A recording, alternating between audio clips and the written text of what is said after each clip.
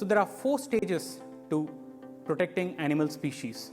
We'll look at one by one and a case study for each. Stage 1 is to detect and find out the presence of animals around us. For decades, researchers and environmentalists have been placing camera traps in the forests. The intent is to detect them in their natural habitat. The camera traps don't always work the way we expect them to. Check this out. So on a more serious note, these are actual camera trap pictures from the forests. About 75% of these pictures don't have an animal in them. Due to wind, there's movement of the trees, and the sensor gets activated and a burst of shots are taken. And there are others where the lighting is not proper, or the animal is too close, or there are technical exposure issues with the camera.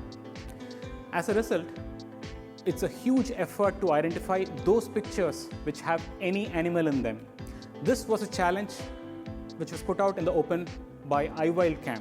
They shared about 150,000 images from camera traps and said, can anyone build a model to detect animals?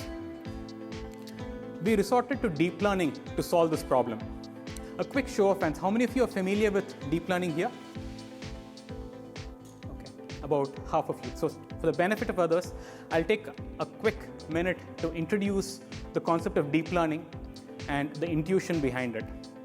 While deep learning falls under the broad umbrella of machine learning, there's one significant difference.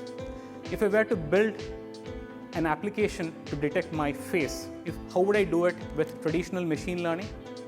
I would first identify those features which I think are important, the eyes, nose, ears, hair, or the lack of it, and pass it to the model and let it extract these very same features for every picture presented and do a match feature by feature. And that's how traditional machine learning works. Whereas with deep learning, we simplify it further. We just provide the series of pictures, my mug shots, label my name, saying these are the pictures of Ganesh Kesari. Now let the model go figure out. So identify what are those features which the model thinks is most important to distinguish faces. It may not be the eyes or nose. It may be, say, how flat the forehead is, or the curvature of the nose, or even some other feature which is so subtle that we may not notice. And that's how deep learning identifies the features and distinguishes images or videos. And it's found to be pretty effective. The accuracy is way out of the ballpark. And it's actually getting close to how accurate humans are. Coming to think of it, this is not very different from how we teach our children. So how do we get them started with identifying animals? We show a series of flashcards and we show labels and explain that this is the elephant, this is a rhino, and we repeat it a few times. And then the kid is able to identify the animal in any setting, as a toy, on the billboard, or in the forest. And that's pretty much how deep learning works. It automatically identifies features and extracts patterns from images, videos, and audio clippings.